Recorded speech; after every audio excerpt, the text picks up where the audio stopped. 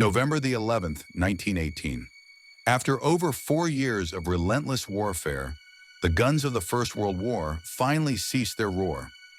The German Empire disintegrates, the Kaiser steps down, and the Weimar Republic emerges, inheriting a nation shattered by defeat and burdened with the harsh conditions imposed by the Treaty of Versailles.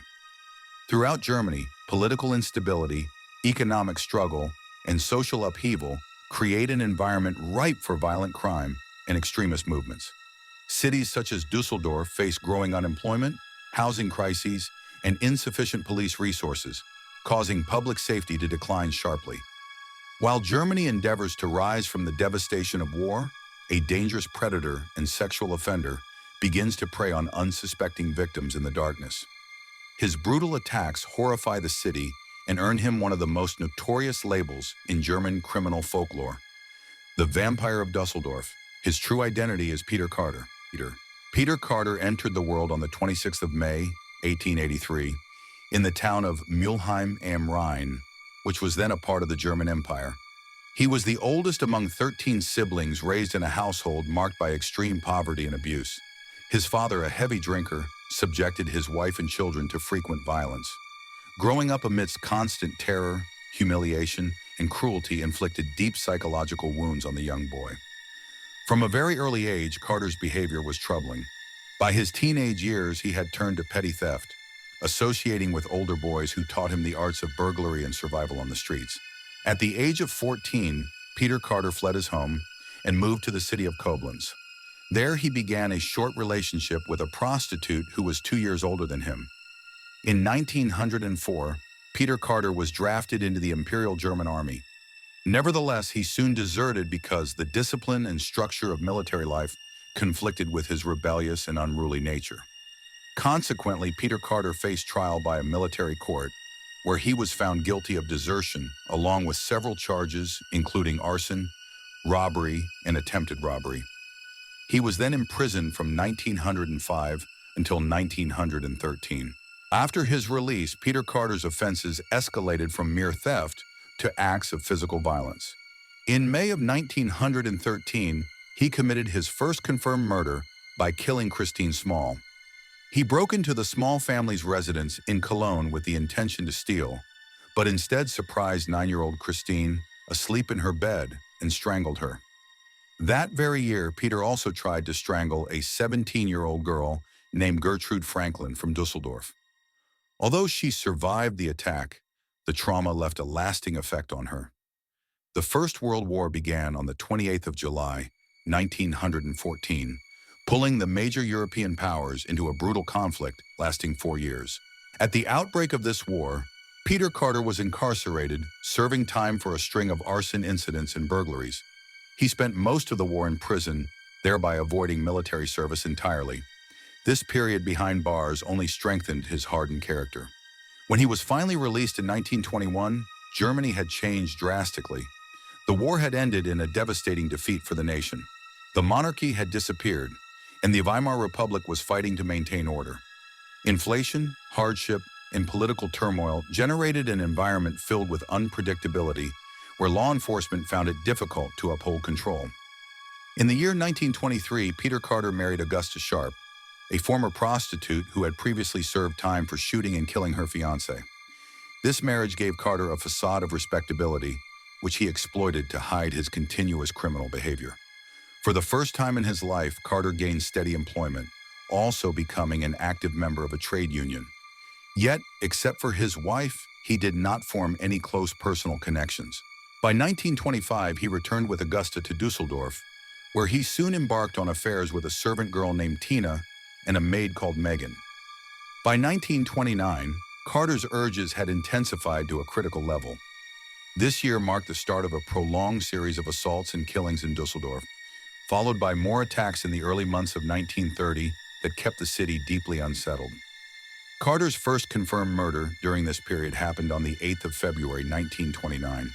The victim was Rose Oliver, only 9 years old. Kürten first strangled her until she lost consciousness, then killed her with a pair of scissors, and finally set her body ablaze. 5 days later, he murdered a 45-year-old mechanic named Robert Shaw. The similarities in both attacks led investigators to believe the same perpetrator was responsible. In August of that same year, Peter Kürten strangled and stabbed 21-year-old Mary Hall multiple times. Her body was discovered several months later after authorities received an anonymous tip accompanied by a hand-drawn map marking the burial location. Mary Hall had also been sexually assaulted by Kürten. Later that month, he carried out 3 separate knife attacks on the streets during one night, seriously wounding an 18-year-old girl, a 30-year-old man, and a 37-year-old woman. Just a few days later, at a fairground in Düsseldorf, Kürten followed 2 foster sisters as they made their way home. He first murdered the younger sister, Gertrude Harper, before fatally stabbing the older sister, Louise. Neither of the girls were sexually abused. The next day, Kürten approached 27-year-old housemaid Gertrude Schulte, whom he had openly asked for sexual relations. When she refused, Kürten shouted, "Well, die then," and attacked her with repeated stabbings. Schulte survived despite her wounds but could not give investigators a clear description of her attacker, estimating him to be approximately 40 years old. In October of 1929, Kürten assaulted 22-year-old servant Elizabeth Durer by hitting her on the right temple with a hammer. He then delivered multiple blows to her head and both temples, leaving her for dead. She was found unconscious in a coma at 6:30 in the morning and succumbed to her injuries the following day. Peter Kürten also sexually assaulted Elizabeth Durer. The following month, he took the life of Gertrude Franklin, who was only 5 years old. Peter Kürten convinced her to accompany him to a remote area filled with neglected allotments. There, he strangled and killed Gertrude. By this time, the string of murders committed by the individual the media had named the Vampire of Düsseldorf was drawing significant attention, both nationally and internationally. Because of the brutal nature of the crimes, the varied backgrounds of the victims, and the different ways they were attacked or killed, the police and journalists believed more than one person might be responsible. Peter Kürten's final victim was Mary Hall, a Czech woman who came to Düsseldorf in May 1930 in search of work. At the train station, a homeless man bothered her, but a well-dressed stranger, none other than Peter Kürten, chased him away and offered his assistance. He invited her to his residence on Mettmanner Street for food and drink. Mary explained that she did not want to have sex with him. Peter calmly accepted her refusal and suggested taking her to a hotel instead. However, he led her into a wooded area where he attempted to strangle her. Mary managed to escape and later described the attack in a letter sent to the wrong address. This letter was found by a postal employee and eventually reached the police. With her help, the authorities tracked Peter to his home on Mettmanner Street. When the police arrived to search his residence, Peter quietly slipped away, aware that they were closing in. Once he realized that his true identity was known, he admitted to his wife that he had assaulted Budlichova and feared that his criminal record might result in 15 years of penal labor. With her consent, Kürten went into hiding and did not come back home until the 23rd of May. That evening, he revealed the entire truth to her. He was the Vampire of Düsseldorf, and he urged her to claim the generous reward for his capture. The following day, Kürten's wife, completely unaware that he was a murderer, reported him to the authorities, which led to his arrest near St. Rochus Church. While in custody, he openly confessed to the murders in Düsseldorf and many other crimes. Kürten admitted to having committed 68 offenses in total, including 9 murders and 31 attempted murders. He spoke candidly about his actions and detailed how he occasionally drank the blood of his victims. Psychiatrists determined that he was not insane, but fully conscious and in control of his deeds.